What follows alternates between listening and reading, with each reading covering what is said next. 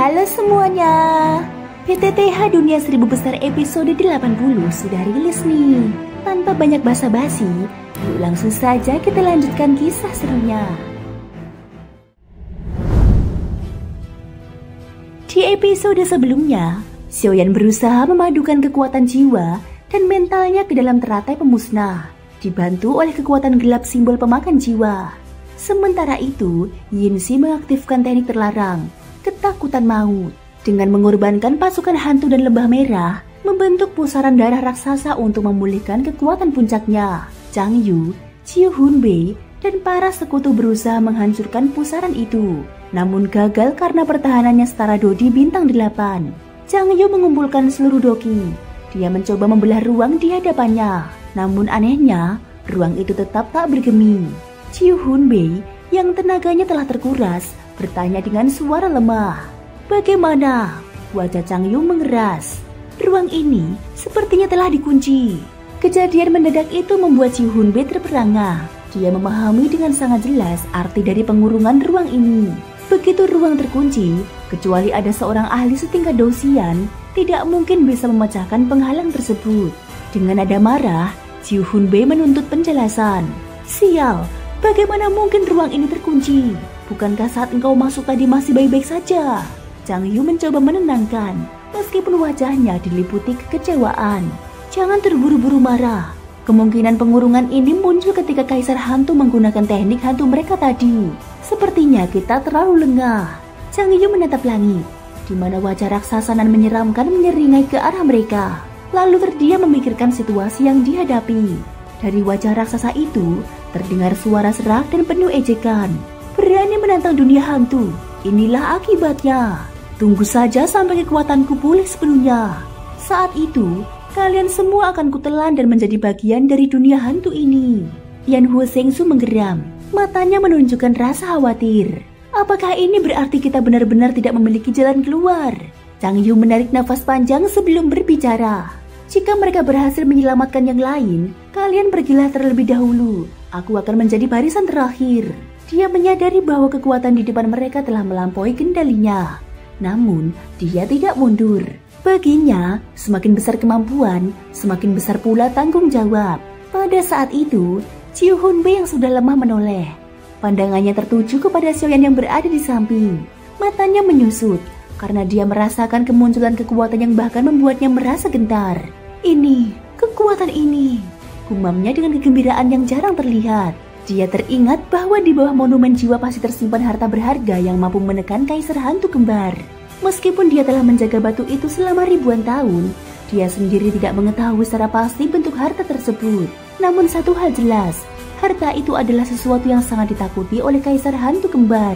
Kini, dari tubuh Xiaoyan, ia merasakan aura yang mirip dengan apa yang tersembunyi di dalam monumen batu. Qiu Hunbei juga tahu bahwa Xiaoyan bukan hanya orang yang diakui oleh harta itu, tetapi juga murid dari Raja Naga Emas. Gelar yang di seluruh 7 dunia membuat banyak pihak berebut ingin merekrutnya. Dengan suara rendah, Qiu Hunbei berbisik penuh harap. Xiaoyan ini benar-benar menarik. Semoga engkau dapat membawa sebuah keajaiban bagi kita. Setelah berkata demikian, ia memejamkan mata dan mengalirkan sisa kekuatannya yang murni ke arah Xiaoyan. Xiaoyan sendiri sudah menguras hampir seluruh doki demi memadukan 3 jenis kekuatan. Bahkan dengan bantuan pil pemulih tingkat tinggi, dia masih terhuyung-huyung. Namun, begitu kekuatan Qiu Hunbei masuk, tekanannya berkurang dan gerakan tangannya memadatkan kekuatan menjadi lebih cepat.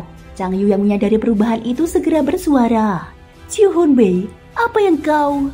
Qiu Hunbei memotong ucapannya. Situasi sudah sampai di titik ini. Aku akan bertaruh. Chang Yu mengalihkan pandangan, melihat lebih jelas kekuatan yang menyelimuti Xiaoyan. Dia terkejut karena aura itu membuat segala kabut hitam di sekitarnya mundur. Kekuatan ini, bagaimana mungkin? Qiu Hunbei menjawab mantap. Dia adalah orang yang dipilih oleh monumen batu jiwa. Mendengar itu, Chang Yu mengangguk tegas. Baik, kalau begitu, aku juga akan membantumu. Kekuatan murni lain mengalir masuk ke tubuh Xiaoyan. Dalam sekejap, tingkat kekuatannya melonjak. Dari Dodi bintang 4 tahap menengah, tahap akhir, hingga langsung menembus Dodi bintang 6 tahap puncak. Xiaoyan tidak punya waktu untuk merasa senang, sebab dia tahu kekuatan ini hanyalah dorongan sementara untuk keluar dari krisis. Melihat itu, Tian Hu Shengsu hendak melakukan hal serupa. Namun, wajah raksasa di dalam pusaran darah segera membuka mata, menyadari apa yang tengah terjadi, lalu mempersiapkan serangan mengerikan. Tian Hu Shengsu meraung, "Tidak bagus." Dia melesat, mencoba menghentikan serangan tersebut. Namun wajah raksasa itu mencibir. Seekor binatang hanya datang untuk mencari mati." Awan hitam tebal langsung melahap tubuh Tian Hu Shengsu. Meski demikian, sang harimau berapi merah itu tidak mundur sedikit pun.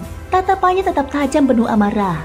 Dia sadar serangan Xiaoyan adalah satu-satunya kesempatan mereka. Sebuah suara ringan namun penuh keyakinan tiba-tiba terdengar. "Jangan lupa, macan besar, aku juga ada di sini." Sosok Mu Yingying muncul. Api biru di tubuhnya bergetar halus. Kehadirannya membuat kabut hitam yang hendak menelan Tian Hu Shengsu menguap seketika. Tian Hu Shengsu menatapnya dengan nada khawatir. "Mengapa kau datang? Cepat kembali. Ini berbahaya." Mu Yingying tersenyum tipis. "Aku tidak mau. Jika semua orang mengerahkan tenaga, aku juga tidak akan diam. Aku akan membantumu menahan iblis di pusaran ini."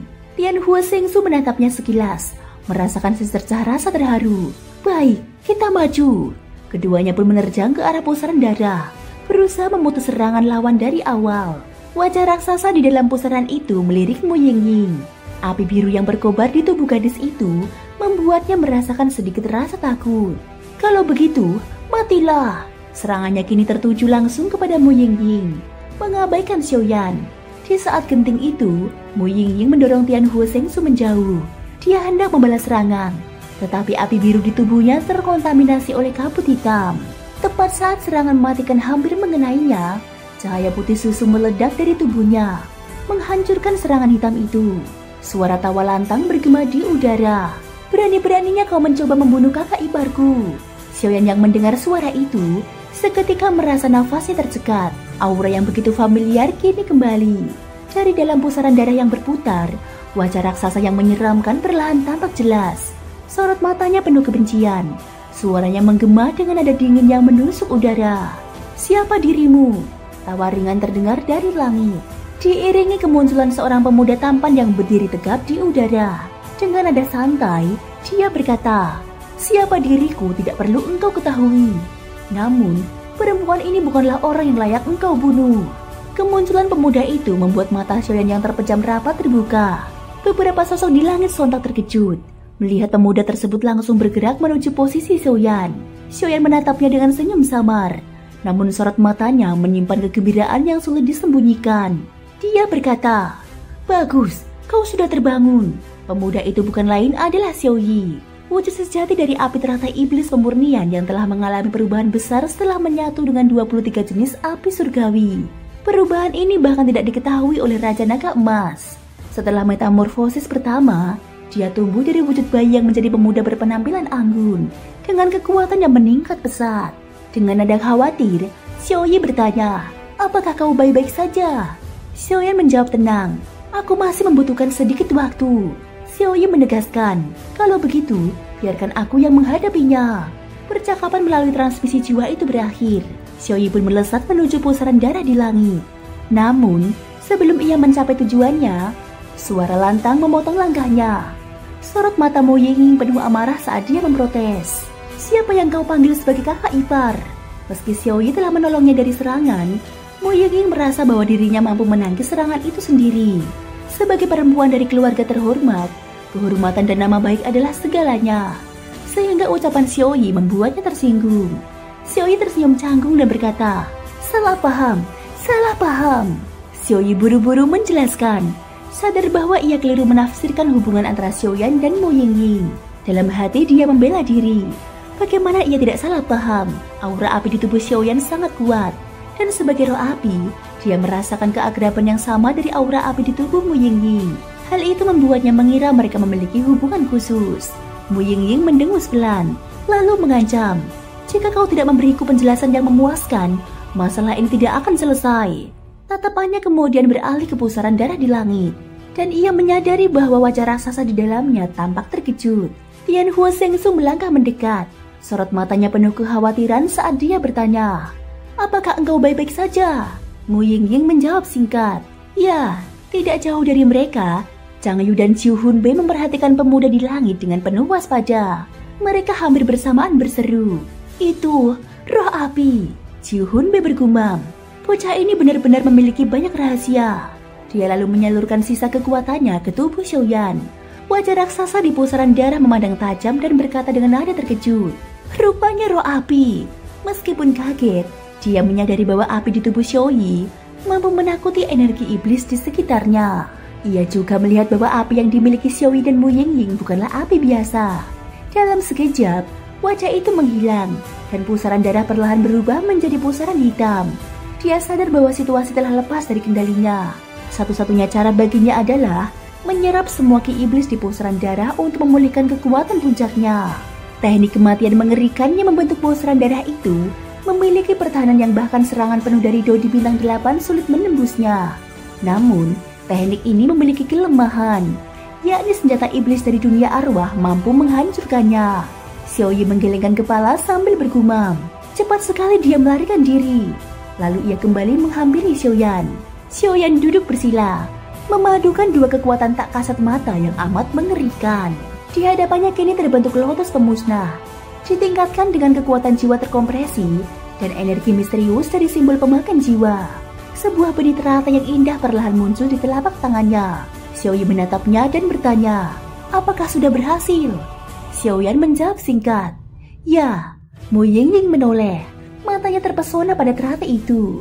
Dia bergumam, "Mengapa aku merasa pandanganku terhanyut olehnya?" Chiu Hunbei menatap tajam dan berucap, "Lotus pemusnah, sungguh teknik Dao yang amat mengerikan."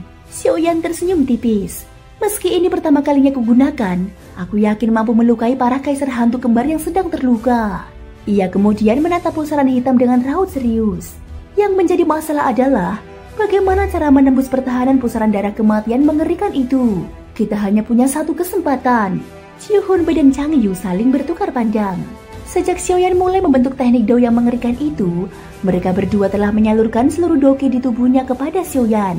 Hingga kini kekuatan dalam diri mereka nyaris habis tak bersisa. Mendengar kata-kata Xiaoyan barusan, sorot mata mereka pun mengeras. Sementara itu, Mu Yingying dan Tia Huo Sensu masih memiliki kekuatan yang cukup banyak tersisa. "Tenang saja, serahkan ini kepada kami." Mu Yingying menepuk dadanya pelan, memberi jaminan pada Xiaoyan. Jelas sekali, teknik Dao yang sedang dibentuk di tangan Xiaoyan diam-diam membuatnya menaruh rasa hormat kepada lelaki itu. Xiaoyi memandang mereka dengan raut serius. "Kalau begitu, aku titipkan pada kalian. Cukup lakukan serangan tipuan untuk menarik perhatian. Sisanya akan kami selesaikan." Mu Yingying menjawab lantang. "Baik." Tanpa menunda, dia dan Tian Huo Sensu langsung bergerak mendekati pusaran darah di langit. Xiaoyi kemudian beralih menatap Xiaoyan. "Apakah kau yakin?" Xiaoyan tidak menyembunyikan keraguannya. Kurang dari 2 lapis keyakinan. Pertahanan pusaran darah itu terlalu mengerikan. Senyum muncul di wajah Xiaoyi. "Kalau begitu, bagaimana jika kau menambahkan aku?" Tubuh Xiaoyi berubah menjadi cahaya putih susu yang menyatu ke dalam tubuh Xiaoyan. Xiaoyan sempat tertegun, namun karena rasa percaya, ia tidak berusaha menahan. Saat Xiaoyi masuk kembali, ia merasakan aliran kekuatan yang sangat mengerikan meresap ke seluruh tubuhnya, memenuhi setiap pembuluh dan tulang. Saat ini, kekuatan Xiaoyan berada di puncak bintang 6 Dodi. Dengan bergabungnya Xiaoyi, api yang lebih ganas dan dahsyat memenuhi tubuhnya. Api itu, setelah melalui penyaringan teknik mantra api, berubah menjadi doki murni yang sangat bermanfaat baginya. Belum sempat dia merasa gembira, suara Xiaoyi terdengar di dalam kepalanya. "Kakak, api ini sudah berbeda dari sebelumnya." Xiaoyan mengangguk. Sejak Xiaoyi keluar menyerap kristal, dia memang merasakan ada perubahan besar pada aura api milik Xiaoyi. Api itu seolah memiliki kesadaran sendiri. Dia juga tahu bentuk penyatuan ini membuat keduanya saling terikat. Kejayaan salah satu berarti kejayaan keduanya. Nada mantap Xiaoyi bergema di benaknya. "Apiku sudah memiliki kesadaran. Jika berevolusi sekali lagi, kemampuannya mungkin dapat bersaing dengan api suci." Xiaoyan menjawab, "Api suci? Ya, tunggu saja." Kekuatan Xiaoyan melonjak tajam. Gabungan kekuatan dari Chiu Hunbei, Chang Yu, dan Xiaoyi mendorong auranya ke tingkat awal Dodi bintang 7. Peningkatan 3 tingkat sekaligus. Lonjakan kekuatan sebesar ini belum pernah ia alami sebelumnya. Meski efeknya hanya bersifat sementara, Lapisan pelindung berupa baju sirah api terbentuk di tubuhnya, menyala terang dengan ukiran simbol kuno yang memancarkan kekuatan menelan segala bentuk aura iblis. Xiaoyan tersenyum tipis, mulai mengumpulkan kekuatan luar biasa ini, diselaraskan dengan bantuan serangan Mu Yingying dan Tia Huo Shengsu yang menggempur pusaran darah. Raja Naga Emas menatap pemandangan itu dalam diam. Anak ini benar-benar di luar perkiraanku. Dia kembali diam, sementara Long Yi menahan diri untuk tidak turun tangan, mengingat pesan gurunya bahwa jalan Xiaoyan masih panjang. Meski begitu, keduanya tetap siaga penuh. Jika Xiaoyan mengalami bahaya, mereka akan turun tangan tanpa ragu. Di udara, Mu Yingying dan Tia Huo Shengsu mengepung pusaran darah dari dua arah. Mu Yingying memancarkan api biru pekat, sementara Tia Huo Shengsu memuntahkan api merah dengan jejak kekuatan biru. Di dalam pusaran darah, Yinsi yang tengah duduk bersila menatap heran. Aneh, api di tubuh perempuan itu memiliki sifat unik, bukan kekuatan api suci, tetapi jelas jauh lebih hebat dari api biasa. Dia memejamkan mata kembali, membiarkan pusaran darah memompaki iblis ke dalam tubuhnya. Luka-luka kecil mulai pulih dan kekuatannya perlahan kembali. Ledakan demi ledakan mengguncang tepi pusaran, memecah kabut ki iblis sesaat sebelum kembali terisi penuh.